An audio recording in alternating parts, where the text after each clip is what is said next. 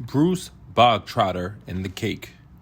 How can she get away with it? Lavender said to Matilda. Surely the children go home and tell their mothers and fathers. I know my father would raise a terrific stink if I told him the headmistress had grabbed me by the hair and slung me over the playground fence. No, he wouldn't, Matilda said, and I'll tell you why. He simply wouldn't believe you. Of course he would. He wouldn't, Matilda said, and the reason is obvious. Your story would sound too ridiculous to be believed, and that is the Trunchbull's great secret. What is? Lavender asked. Matilda said, never do anything by halves. If you want to get away with it, be outrageous. Go the whole hog. Make sure everything you do is so completely crazy it's unbelievable. No parent is going to believe this pigtail story. Not in a million years. Mine wouldn't. They'd call me a liar. In that case, Lavender said, Amanda's mother isn't going to cut her pigtails off. No, she isn't, Matilda said. Amanda will do it herself. You see, if she doesn't... Do you think she's mad? Lavender asked. Who? The Trunchbull? No, I don't think she's mad, Matilda said, but she's very dangerous. Being in this school is like being in a cage with a cobra. You have to be very fast on your feet. They got another example of how dangerous the headmistress could be on the very next day. During lunch, an announcement was made that the whole school should go into the assembly hall and be seated as soon as the meal was over. When all the 250 or so boys and girls were settled down in the assembly, the Trunchbull marched onto the platform. None of the other teachers came in with her. She was carrying a riding crop in her right hand. She stood up there on center stage in her green breeches with legs apart and riding crop in hand, glaring at the sea of upturned faces before her. What's going to happen? Lavender whispered. I don't know, Matilda whispered back. The whole school waited for what was coming next. Bruce Bogtrotter, the Trunchbull barked suddenly. Where's Bruce Bogtrotter? A hand shot up among the seated children. Come up here, the Trunchbull shouted, and look smart about it. An 11-year-old boy who was decidedly large and round stood up and waddled briskly forward. He climbed up onto the platform. Stand over there, the Trunchbull ordered, pointing. The boy stood to one side. He looked nervous. He knew very well he wasn't up there to be presented with a prize. He was watching the headmistress with an exceedingly wary eye, and he kept edging further and further from her with little shuffles of his feet, rather as a rat might edge away from a terrier that is watching it from across the room. His plump, flabby face had turned gray with fearful apprehension. His stockings hung about his ankles. This clot, bloomed the headmistress, pointing to the riding crop at him like a rapier. This blackhead, this foul carbuncle, this poisonous pustule that you see before you is none other than a disgusting criminal, a denizen of the underworld, a member of the mafia. Who, me? Bruce Bogtrotter said, looking genuinely puzzled. A thief, the Trunchbull screamed. A crook, a pirate, a brigand, a rustler. Steady on, the boy said. I mean, dash it all, headmistress. Do you deny it, you miserable little gumboil? Do you plead not guilty? I don't know what you're talking about, the boy said, more puzzled than ever. I'll tell you what I'm talking about, you superating little blister, the Trunchbull shouted. Yesterday morning, during break, you sneaked like a serpent into the kitchen and stole a slice of my private chocolate cake from my tea tray. That tray had just been prepared for me personally by the cook. It was my morning snack. And as for the cake, it was on my own private stock. That was not boy's cake. You don't think for 1 minute I'm going to eat the filth I give to you. That cake was made from real butter and real cream.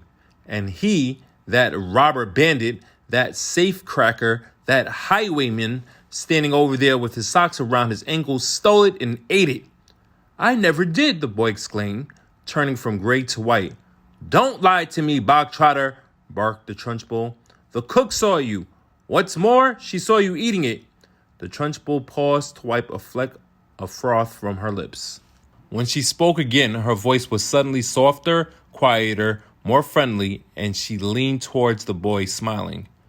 You like my special chocolate cake, don't you, Bogtrotter? It's rich and delicious, isn't it, Bogtrotter?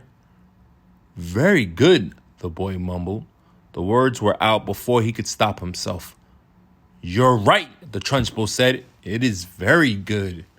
Therefore, I think you should congratulate the cook.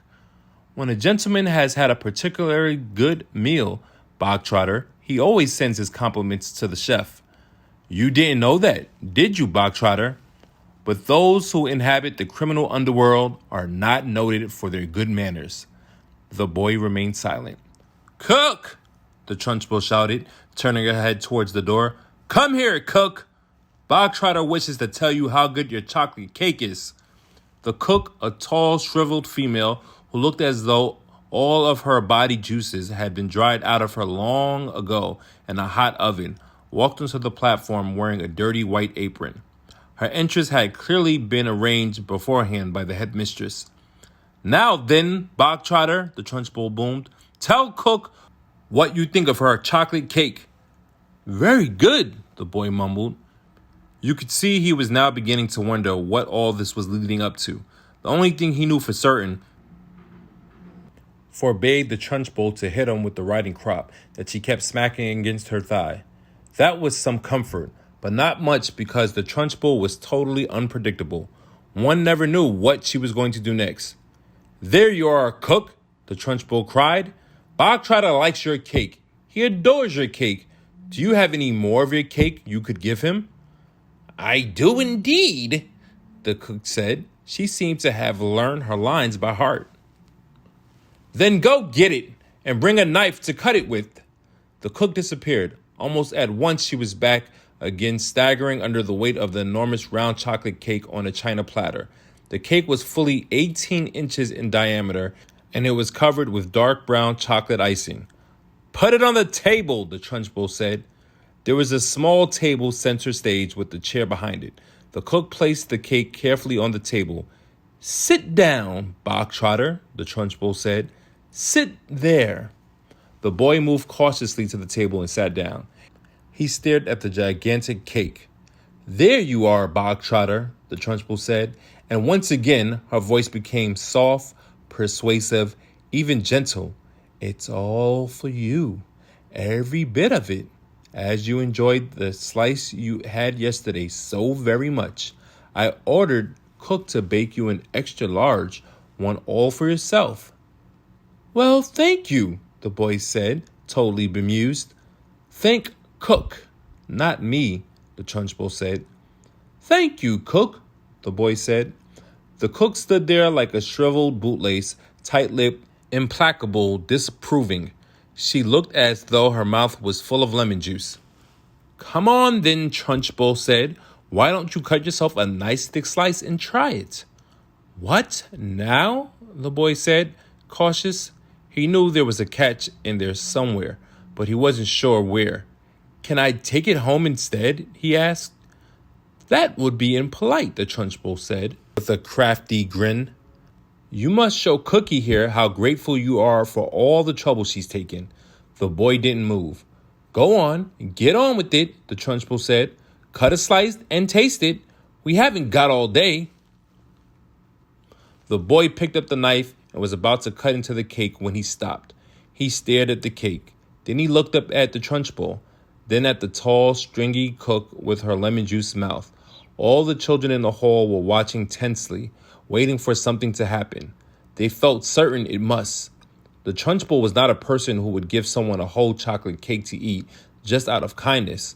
Many were guessing that it had been filled with pepper or castor oil or some foul-tasting substance that would make the boy violently sick. It might even be arsenic, and he would be dead in 10 seconds flat. Or perhaps it was a booby-trapped cake, and the whole thing would blow up in the moment it was cut, taking Bruce Bogtrotter with it. No one in the school put it past the Trunchbull to do any of these things. I don't want to eat it, the boy said. Taste it, you little brat, the Trunchbull said. You're insulting the cook. Very gingerly, the boy began to cut a thin slice of the vast cake. Then he levered the slice out. Then he put the knife down and took the sticky thing in his fingers and started very slowly to eat it. It's good, isn't it? The Trunchbull asked. Very good, the boy said, chewing and swallowing. He finished the slice. Have another, the Trunchbull said. That's enough, thank you, the boy murmured. I said, have another, the Trunchbull said, and now there was altogether sharper edge to her voice. Eat another slice. Do as you're told. I don't want another slice, the boy said. Suddenly, the Trunchbull exploded. Eat! She shouted, banging her thigh with the riding crop. If I tell you to eat, you'll eat. You wanted cake? You stole cake, and now you've got cake. What's more, you're going to eat it. You do not leave this platform, and nobody leaves this hall until you have eaten the entire cake that is sitting there in front of you.